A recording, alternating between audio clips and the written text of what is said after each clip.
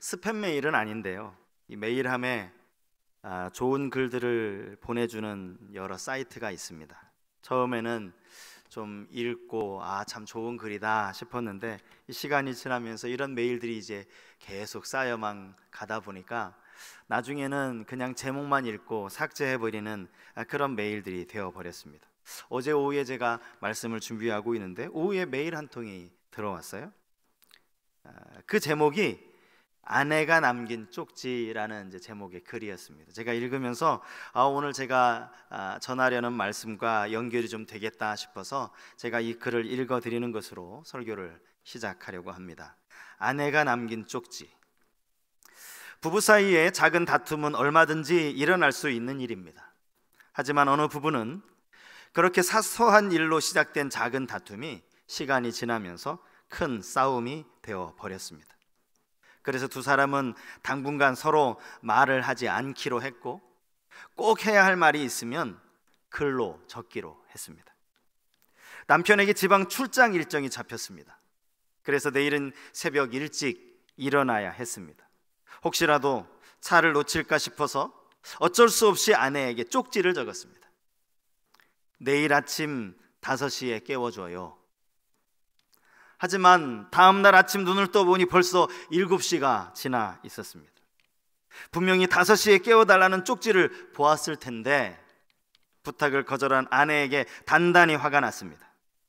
아내를 깨워 따지려고 했습니다. 그런데 남편의 머리맡에 쪽지 한 장이 놓여 있었습니다. 여보, 벌써 5시예요. 아내는 새벽 5시에 남편을 깨웠던 것입니다. 쪽지로 말입니다.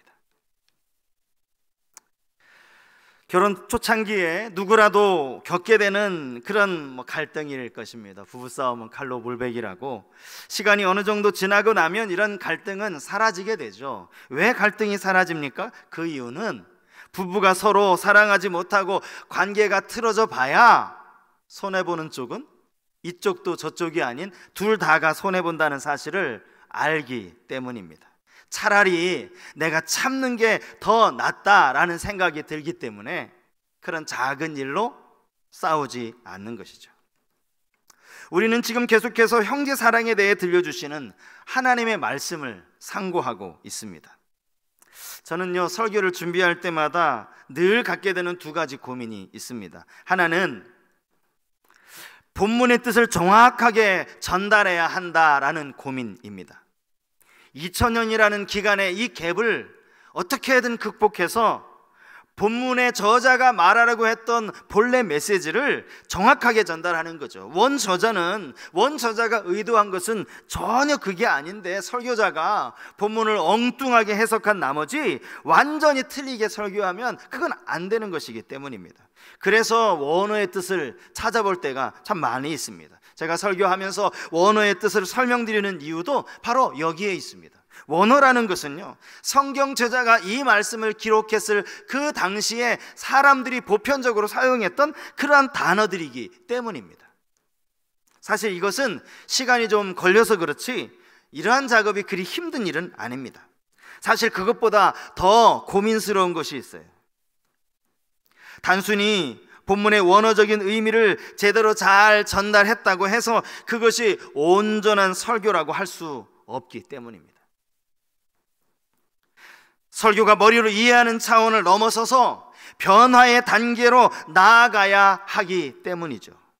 지식에 머물 것이 아니라 삶으로 열매를 맺어야 하기 때문입니다. 베드로가 설교했을 때 많은 사람들이 그 설교에 이렇게 반응하지 않았습니까? 우리가 어찌할꼬? 이러한 반응으로 이어져야 하기 때문에 설교자는 늘 고민을 하는 것입니다. 오늘 본문도 여기에 해당하는 말씀이라 할 수 있습니다. 사도 요한은 본문에서 형제 사랑이 왜 중요한지, 형제를 사랑해야 하는 이유에 대해서 이야기하고 있고요, 그와 더불어서 형제를 어떻게 사랑해야 하는지 그 사랑의 방법에 대해서 가르치고 있습니다. 그리고 그 결과에 대해서까지 이야기하고 있죠. 그러므로 우리는 저자가 말하는 의도를 잘 이해하기만 하면 되는 것이 아닙니다. 이래서 사랑하라고 하는구나, 이렇게 사랑하는 거구나, 이해했다면 순종으로 이어져야 한다는 겁니다. 아무리 본문을 정확하게 이해했다고 하더라도 그 이후 아무런 변화가 나타나지 않는다면 그게 무슨 소용이 있겠느냐는 겁니다. 제가 성도님들과 이야기를 나누다 보면 제게 이런 이야기를 해주시는 분들이 계십니다. 저를 격려해 주시는 말씀이에요. 참 고마운 말씀입니다. 참 이 설교자들은 성경 한 권을 가지고 매주 몇 편의 설교를 똑같은 성도들에게 하는 게 참 쉽지 않겠다, 이런 이야기를 합니다. 예를 들어서 학교 교사의 경우 꼭 그런 것은 아니지만 일면 보면요, 학교 교사 같은 경우는 자주는 아니더라도 교과서 개편이 이렇게 가끔씩 있다라는 거예요. 선생님들도 새로운 책으로 학생들을 가르치게 된다라는 거죠. 꼭 그것이 아니더라도 매년 학년이 올라가지 않습니까? 가르치는 학생들이 바뀌는 거예요. 그러니까 똑같은 내용을 가르쳐도 아무런 표시가 안 납니다. 아니, 그게 지극히 정상입니다. 하지만 교회는 항상 같은 자리에 앉아 계시는 그런 성도님들께 몇 년째 설교를 해야 하는 것 아닙니까? 그래서 이제 고민이 되는 거죠. 사실은 설교하는 저조차도 그렇게 살지 못하는 경우가 많다는 것을 너무나 잘 압니다. 하나님께 참 부끄럽고요, 성도님들께는 참 죄송스러울 때가 많습니다. 좌우의 날선 검보다 예리한 하나님의 말씀, 이 말씀이 설교하는 저나 설교를 듣는 모든 성도님들이나 정말 심령 골수를 찔러 쪼개는 그런 은혜가 있기를 간절히 사모하는 그런 마음입니다. 오늘 우리가 요한 1서 본문을 가지고 제가 설교 시작한 지도 벌써 6번째 설교가 되었습니다. 5장밖에 되지 않은 이 짧은 요한의 편지에서 요한은 전체 주제라고 할 수 있는 같은 이야기를 여러 번 끊임없이 반복하고 있습니다. 그러다 보니 설교 중에 여러 번 같은 이야기를 되풀이할 수밖에 없는 거죠. 이미 알고 있고 안 그래도 잘 알려진 말씀, 예전에도 들었던 말씀, 또 똑같은 말씀을 1장, 2장 되풀이하면서 설교를 들으셔야 하는 분들이 어쩌면 이거 지루하다, 늘 같은 이야기가 반복된다라고 이야기하실 수 있습니다. 그렇다면 내가 다 알고 있고 이제는 그만 들었으면 좋겠고 너무나 지루하기까지 한 그 말씀이 내 삶을 변화시키고 있는가? 우리는 이것을 물어야 합니다. 반복한다는 것은 중요하기 때문 아닙니까? 주님도 그렇고 사도 바울도 그렇고 요한 사도도 그렇고 여러 번 반복해서 이야기하는 것은 이게 그만큼 중요하다는 거예요. 그렇게 중요하다는 것을 우리가 알면서 말씀을 얼마나 실천하고 있는가, 우리 자신을 돌아보아야 한다라는 것이죠. 먼저 우리는 왜 형제를 사랑해야 하는가, 그 이유에 대해서 오늘 말씀을 통해 살펴볼 수 있습니다. 그 이유를 본문에서는 2가지로 찾아볼 수 있는데요, 먼저는 형제 사랑이 믿음의 증거이기 때문입니다. 본문 14절 말씀이에요. 우리는 형제를 사랑함으로 사망에서 옮겨 생명으로 들어간 줄을 알거니와 사랑하지 아니하는 자는 사망에 머물러 있느니라. 여기 사망에서 옮겨 생명으로 들어갔다라는 이 말, 우리가 많이 들어본 말씀 아닙니까? 요한복음 5장에서 주님이 하신 말씀입니다. 요한복음 5장 24절 말씀이요, 내가 진실로 진실로 너희에게 이르노니 내 말을 듣고 또 나 보내신 이를 믿는 자는 영생을 얻었고 심판에 이르지 아니하나니 사망에서 생명으로 옮겼느니라. 주님은 사망에서 생명으로 옮겨진 사람이 누구라고 이야기합니까? 내 말을 듣고, 주님의 말씀을 듣고 나 보내신 하나님, 여호와 하나님을 믿는 자입니다. 영원한 생명은 하나님 곧 예수 그리스도를 믿는 자들에게 주시는 하나님의 선물이라 할 수 있습니다. 그런데 오늘 본문에서는 형제를 사랑하는 자가 사망에서 옮겨 생명으로 들어갔다, 이런 표현을 썼어요. 서술어는 똑같은데 주어가 달라진 겁니다. 그러므로 이것은 형제를 사랑하는 것과 믿음, 이것이 동일하다, 그런 의미의 말이라고 할 수 있습니다. 믿음이 있다는 증거가 무엇이냐? 그것이 바로 형제 사랑이라는 것이죠. 믿음과 형제 사랑, 이것은 동전의 양면과 같다라고 할 수 있습니다. 우리 안에 예수 그리스도를 향한 믿음이 있다면 그 믿음은 자연스럽게 형제 사랑의 모습으로 나타나야 한다라는 것입니다. 형제를 사랑하지 아니하면 그는 여전히 사망에 머물러 있는 사람이다. 요한 사도는 이렇게 이야기합니다. 사실 본문을 이렇게 읽는 것은, 이렇게 이해하는 것은 결코 쉬운 일이 아닙니다. 예수를 믿는다고는 하지만 예수를 오랫동안 믿어온 성도님들 가운데에서도 형제를 사랑하지 않는 사람들 얼마든지 있을 수 있기 때문입니다. 그렇기 때문에 엄밀하게 말하면 이 형제 사랑은요, 생명을 얻는 조건이라고 말하기는 어렵습니다. 그것은 생명은 우리가 예수 그리스도를 믿는 믿음으로 얻기 때문이죠. 조건이라기보다는 생명으로 들어간 증거라고 할 수 있습니다.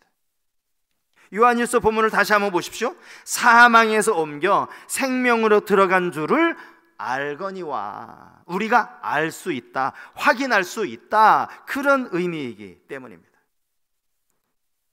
그럼에도 불구하고 사실 이 의미를 해석하는 것도 쉽지 않을 뿐 아니라 그렇게 살아가는 것은 더더욱 어려운 일일 것입니다. 형제를 사랑하지 않는 사람이 사망에 머물러 있다라고 그랬어요. 만약에 이 말씀대로라면 지금 이 자리에 앉아 있는 것이 아니라 인터넷으로 이 시간 실시간으로 예배 드리시는, 가정에서 예배 드리시는 것이 아니라 우리 많은 대부분의 사람들은 지금 다 저 무덤에 있어야 하기 때문입니다. 물론 저를 포함해서 말입니다. 게다가 형제를 미워하는 자마다 살인하는 자라고 말씀하고 있어요. 여러분, 이 말씀대로라면 우리 중에 살인하지 않은 사람이 누가 있습니까? 지금 우리는 얼마나 많은 사람들을 죽이고 있습니까? 그러므로 가만히 생각해 보면요, 요한 사도가 실제로 이 교회 안에 막 싸우고 서로 미워하는 사람들을 향하여서 너희들 지금 싸우는 거 보니까 너희들 다 구원 못 받았고 너희 다 살인자야, 그렇게 이야기했다라기보다는 아마도 교회 안에 형제를 사랑하지 않는 것에 대해서 가볍게 여기고 또 작은 다툼으로 인하여서 서로 그것을 용납하지 못하고 그것 때문에 미워하는 그런 성도들을 향하여 이것이 너희들의 믿는 자의 모습이냐, 믿는 모습이냐라고 그들을 아주 따끔하게 경고하기 위해서 이런 표현을 좀 과격하게 쓴 것이 아닌가, 우리는 그렇게 생각이 됩니다. 사실 이 권면은 오늘 이 시대를 살아가는 성도들도 귀 기울여 들어야 하는 권면 아닙니까? 우리는 그리스도 안에서 한 형제라고 이야기합니다. 아, 그렇죠. 우리는 하나님의 자녀들이고 주 안에서 우리는 다 형제고 자매죠. 정말 그리스도 안에 한 형제라면 내가 조금만 감정에 거슬린 일이 있더라도 그거 가지고 미워해서 되겠습니까? 오늘 우리가 부른 찬송가 220장 3절 가사가 이렇게 되어 있어요. 사랑하는 주님 예수 같은 주로 섬기나니 한 피 받아 한 몸 이룬 형제여 친구들이여, 한 몸같이 친밀하고 마음으로 하나 되어 우리 주님 크신 뜻을 지성으로 준행하세. 정말 우리 모두가 주 안에서 한 피 받아 한 몸 이룬 형제요 자매라는 사실을 인정하고 있는지 우리 자신을 돌아보아야 할 것입니다. 정말 우리 안에 이 인식만 가지고 있다면 사랑해야 하는 것이 당연한 일 아닙니까? 우리가 형제를 사랑해야 하는 두 번째 이유는 주님께서 당신의 목숨을 버리기까지 우리를 사랑하셨기 때문입니다. 보면 16절 말씀이죠. 그가 우리를 위하여 목숨을 버리셨으니 우리가 이로써 사랑을 알고 우리도 형제들을 위하여 목숨을 버리는 것이 마땅하니라. 여기 본문에서 이 마땅하니라라는 이 표현은, 이 단어의 원어적인 의미를 사전에서 찾아보면요, 여기 마땅하다라는 이 단어는요, 당시에 빚을 졌다 이런 의미로 사용된 단어라는 거예요. 빚졌다는 거죠. 마태복음 18장에 보면 1만 달란트 빚진 자의 비유가 나오지 않습니까? 여기에서 이 단어가 상당히 많이 나옵니다. 여러분, 누군가에게 빚을 졌다면 그 빚을 갚아야 하는 것이 의무입니다. 나중에 돈 생기면 갚고 여건이 안 돼서 못 갚아도 어쩔 수 없지. 여러분, 절대 그렇지 않습니다. 형제 사이에서도 사실은 그렇게 하기가 어려워요. 빚을 갚아야 돼요. 빚을 갚지 못하면요, 감옥에 가야 할 수도 있습니다. 우리 모두는 주님으로부터 이 사랑의 빚을 진 사람이라는 사실, 이것을 우리는 명심해야 합니다. 그 빚을 갚는 것이 너무나도 당연한 일입니다. 그것을 어떻게 갚아요? 형제 사랑으로. 형제를 사랑하는 것으로 갚을 수 있다는 거죠. 요한복음 15장 13절에서 주님이 이렇게 말씀하십니다. 사람이 친구를 위하여 자기 목숨을 버리면 이보다 더 큰 사랑이 없나니. 친구를 아무리 사랑한다고 해도 여러분, 그 친구를 위해서 자기 목숨까지 버릴 수 있는 그런 사람이 어디 있습니까? 많지 않아요. 한번 여러분 머릿속에 내가 정말 가장 가깝고 둘째가라면 서러워할 그런 친구를 한번 떠올려 보시기 바랍니다. 여러분 같으면요, 그 친구를 위해서 여러분의 목숨까지 버리실 수 있습니까? 쉽지 않으실 겁니다. 그 반대도 마찬가지죠. 나와 정말 가까운 친구라고 그렇게 해서 정말 그 친구가 나를 위해서 대신 죽어줄 수 있을까? 자기의 목숨을 내 대신 버릴 수 있을까? 라고 생각했을 때 아마 그런 친구 쉽지 않을 겁니다. 부모된 입장에서 내가 사랑하는 자녀이니까 내 자녀를 위해서 내가 대신 죽지, 그렇게 얼마든지 우리는 말할 수 있습니다. 그렇게 말합니다. 하지만 실제 그런 상황이 되어지면 그거 결단하는 것조차도 사실 쉽지 않아요. 사실 쉽지 않습니다. 지금 생각해야 제 아들 딸 위해서 제 목숨 하나 얼마든지 버리죠 라고 말할 수 있어요. 실제 그 상황이 되면 쉽지 않다라는 겁니다. 우리 죄를 주님이 대신 짊어지시고 십자가에 달려 죽으셨다라는 이 사실이 확실하다면 이것만큼 더 큰 사랑은 없는 겁니다. 그분이 우리를 이만큼 사랑하신 것을 우리가 안다면 우리도 마땅히 형제를 사랑해야 한다는 거예요. 이것이 마땅하다는 거죠. 사도 요한은 두 번째로 이 성도들을 향하여 형제 사랑을 그러면 어떻게 할 것이냐, 형제 사랑의 방법에 대해서 이야기하고 있는데, 그것이 바로 본문 18절, 우리에게 너무나 잘 알려진 그러한 말씀입니다. 본문 18절 말씀이요. 자녀들아, 우리가 말과 혀로만 사랑하지 말고 행함과 진실함으로 하자. 사랑하되 사랑의 방법, 행함과 진실함으로 사랑하는 거예요. 여러분, 우리는 이 구절을 주의해서 보아야 합니다. 성경은 마땅히 해야 할 사랑만 있다라고 가르치지 않아요. 하지 말아야 하는 사랑도 있다라고 이야기하고 있습니다. 가만히 여러분, 사도 요한이 이렇게 말했으면 어땠을까, 그런 생각이 들어요. 이렇게 말하는 게 오늘 본문처럼 말하지 않고, 자녀들아, 우리가 말과 혀로 사랑하는 것도 참 좋고 필요하고 그렇게도 사랑을 해야 하겠지만 그것보다는 행함과 진실함으로 하도록 하자라고 말입니다.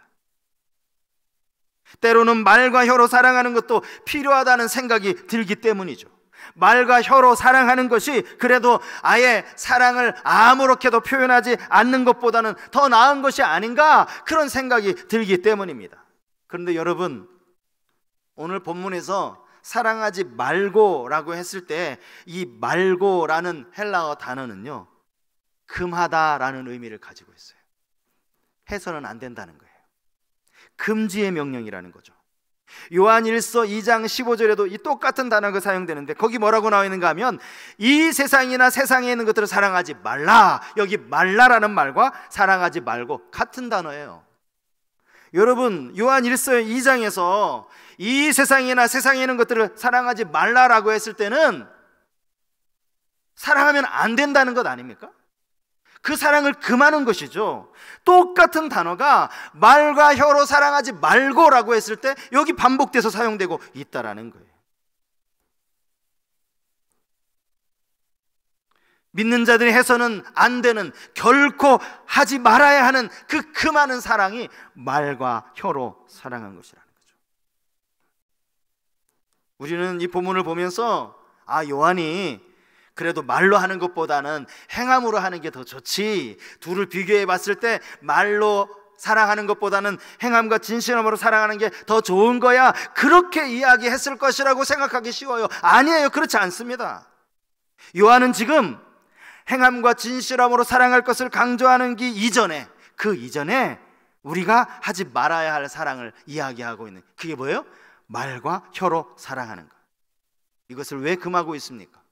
그렇게라도 사랑하면 좋은 것 아닙니까? 이걸 왜 금하고 있어요? 이것은 진정한 사랑이 아니기 때문이죠. 그건 거짓말이기 때문이죠. 말과 혀로 사랑하는 것은 사랑하는 것이 아니냐?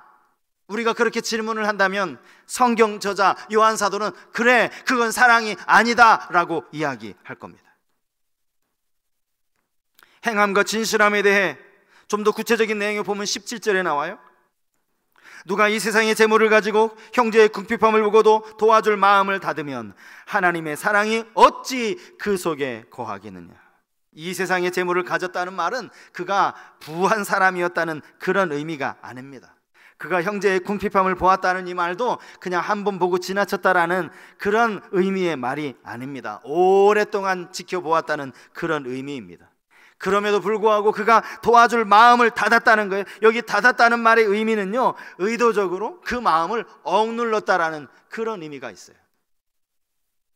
자연적으로 나오는 불쌍히 여기는 그 마음, 도와주고자 하는 그 마음을 내 스스로 억눌렀다라는 거예요.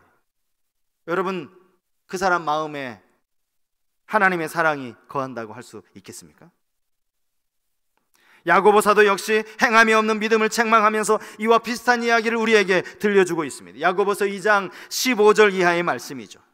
만일 형제나 자매가 헐벗고 일용할 양식이 없는데 너희 중에 누구든지 그에게 이르되 평안히 가라, 덥게 하라, 배부르게 하나 하며 그 몸에 쓸 것을 주지 아니하면 무슨 유익이 있으리요. 이와 같이 행함이 없는 믿음은 그 자체가 죽은 것이라. 정말 사랑하는 마음이 있다면 행함이 뒤따라야 한다라는 거예요. 덥게 하라 말만 하지 말라는 거예요. 말만 하지 말고 그가 입을 수 있는 옷을 가져다 주라는 거죠. 배부르게 하라, 이 말 누구나 할 수 있는 말이라는 겁니다. 그렇게 말하는 거 아무 의미가 없다라는, 이게 말과 혀로 사랑하는 것 아니겠어요? 그렇게 말하느니 그렇게 말하지 말고 차라리 그에게 먹을 것을 하나라도 사서 갖다 주라는 거죠. 이것이 바로 행함과 진실함으로 해야 하는 사랑입니다. 마지막 형제 사랑으로 말미암아 주어지는 결과는 또 무엇입니까? 오늘 성경에 보시면 그 결과로 먼저는 진리에 속한 줄을 알게 된다, 이렇게 이야기합니다. 보면 19절 말씀입니다. 이로써 우리가 진리에 속한 줄을 알고 또 우리 마음을 주 앞에서 굳세게 하리니 라고 되어 있습니다. 주님이 요한복음 13장 35절 말씀에서도 이렇게 말씀을 하셨거든요. 너희가 서로 사랑하면 이로써 모든 사람이 너희가 내 제자인 줄 알리라. 여기 안다는 표현은 그냥 우리끼리 서로 아는 게 아니죠. 세상 사람들이 그것을 보고 인정해 준다는 거죠. 세상 사람들의 눈을 통해서 그것이 확증되어진다라는 그런 의미의 말입니다. 우리가 형제 사랑할 때 우리가 진리 안에 있는 줄 세상 사람들이 인정하게 될 것이라는 그 말입니다. 그 다음 나오는 마음을 더욱 굳세게 한다라는, 여기 굳세게 한다라는 말은요, 안심하다, 평안하게 하다, 그런 뜻을 가지고 있습니다. 진정한 평안이 마음의 안정에서 오는 것 아닙니까? 우리가 형제 사랑을 실천하면 바로 거기에서부터 마음의 평안을 누릴 수 있게 된다, 그런 의미의 말씀입니다. 또 본문 24절 말씀에 보면 이런 말씀이 있습니다. 그의 계명을 지키는 자는 주 안에 거하고 주는 그의 안에 거하시나니 우리에게 주신 성령으로 말미암아 그가 우리 안에 거하시는 줄을 우리가 아느니라. 그는 주 안에 거하고 주는 그의 안에 거한다. 여러분, 이 말, 내가 문 밖에 서서 두드리노니 누구든지 내 음성을 듣고 문을 열면 내가 그에게로 들어가 그와 더불어 먹고 그는 나와 더불어 먹으리라. 이 말씀 비슷한 말씀 아닙니까? 주 안에 거하고 주님이 우리 안에 거하신다라는 이 말은 하나같이, 성경이 어디에서나 하나같이 이것은 주님과 깊은 교제를 의미하는 말씀입니다. 하나님과 깊은 교제를 누릴 수 있게 된다는 그런 의미의 말씀이죠. 형제를 사랑하는 것이 주님 주신 계명 아닙니까? 그 계명을 우리가 열심히 따르려고 하면 당연히 주님이 우리 안에 거하신다라는 거예요. 멀리 떨어져서 가끔씩 전화로 하고 알고 지내는 여러분, 그 관계와 바로 옆집에 살아서 얼마든지 얼굴 보고 싶으면 가서 초인종을 누르고 만날 수 있고 교제할 수 있는 그 관계, 분명히 다른 것 아닙니까? 주님과 우리와의 관계가 바로 이런 후자의 관계가 된다는 겁니다. 말씀을 마무리하겠습니다. 우리 손에 들려주신 이 성경, 하나님 말씀 안에 사랑 이야기를 빼면 성경에 뭐가 남을까요? 아마 사랑 이야기가 빠져버린다면 성경은 껍데기만 남게 될 겁니다. 성경은요, 하나님께 불순종한 인류의 조상 아담을 향한 사랑 이야기로부터 시작이 됩니다. 창세기에 나오는 사랑이죠. 갈대아 우르에서 하나님을 알지도 못하고 아버지를 따라 우상을 깎아 만들면서 우상을 섬기던 아브라함을 택하여 주신 것도 하나님의 사랑입니다. 그를 믿음의 조상으로 삼아주신 것도 하나님의 사랑이죠. 이스라엘 백성들이 언약의 말씀을 받았음에도 불구하고 끊임없이 하나님 대신에 우상을 섬기며 하나님과의 언약을 파괴시켰음에도 불구하고 그들을 용서하시고 품어주시고 심판 가운데 다시 회복시키신 것, 이거 다 하나님 사랑 아닙니까? 그럼에도 불구하고 여전히 죄악 가운데 있는 우리들을 향하여 하나님이 친히 인간의 몸으로 오셨어요. 성육신, 완전한 사랑이죠. 말로 다 형용할 수 없는 그 크신 사랑을 받고 살아가는 당신의 자녀들에게 하나님 말씀하시는 거예요. 형제를 사랑하라고, 끊임없이 사랑하라고. 주 안에 자녀된 너희들이 말과 혀로만 사랑하지 말고 행함과 진실함으로 사랑하라는 것입니다. 오늘 또 우리가 너무나 잘 아는 말씀을 하나님의 음성으로 들었습니다. 과연 여러분 한 주간 어떻게 사랑하시겠습니까? 내가 정말 미워하는 사람을 어떻게 행함과 진실함으로 사랑하시겠습니까? 이번 한 주간 어떻게 하면 형제 사랑을 내가 행함으로 진실함으로 할 수 있을지 한번 고민하는 한 주간이 꼭 되셨으면 좋겠습니다. 그렇지 않고 넘어가면요, 늘 들었던 말씀, 10년째 20년째 들은 말씀, 뭐 오늘도 별반 다르지 않은 말씀 또 듣고 돌아가는 거예요. 그것이 아니라 말과 혀로 사랑하지 말고 행함과 진실함으로 사랑하라는 이 말씀을 어떻게 하면 삶 가운데 살아갈 수 있을지, 실천할 수 있을지 그렇게 고민하며 한 주간을 살아가는, 그래서 정말 주님과 깊이 교제하시는 우리 모든 성도님들 되실 수 있기를 주님의 이름으로 축복합니다.